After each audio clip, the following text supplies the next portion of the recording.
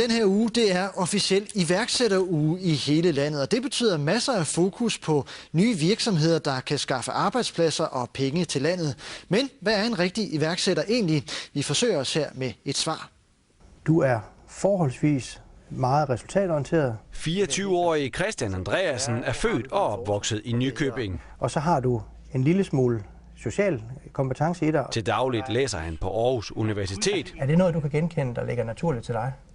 Det vil jeg helt klart sige. Ved siden af studierne har han startet et firma med 2 ansatte. Jeg arbejder 80-85 timer om ugen, og det er weekendarbejde inklusiv. Den profil, vi ser her ved Christian, er en typisk iværksætterprofil. Det er jo med iværksætteri som med eliteidræt, at hvis ikke man bruger rigtig mange timer på det, så bliver det også kun til noget middelmådigt. På Studentervæksthuset i Aarhus arbejder Michael Damborg med iværksættere. Herinde kommer Christian til at sidde med sine 3D-animationer til IT-branchen. Herinde sidder der nogen, der laver sms-afstemninger og store online-afstemninger.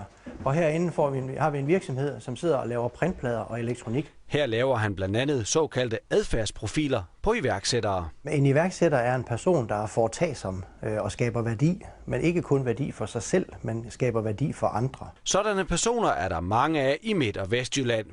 I hvert fald ligger Region Midt nummer 1 i Danmark målt på antallet af nye iværksættere. Overordnet set, så er vi vant til at klare os selv. Jo længere vi kommer vestpå i regionen, jo mere er man nødt til at klare sig selv. For bare 2 år siden drømte iværksætteren Christian Andreasen ikke om andet end at spille computer. Nu vil han noget helt andet. Jeg kan godt tænke mig at ændre verden. Så er der ikke andet at gøre end sætte i værk. Man bliver regnet som iværksætter fra det øjeblik, man starter et nyt firma og 3 år frem.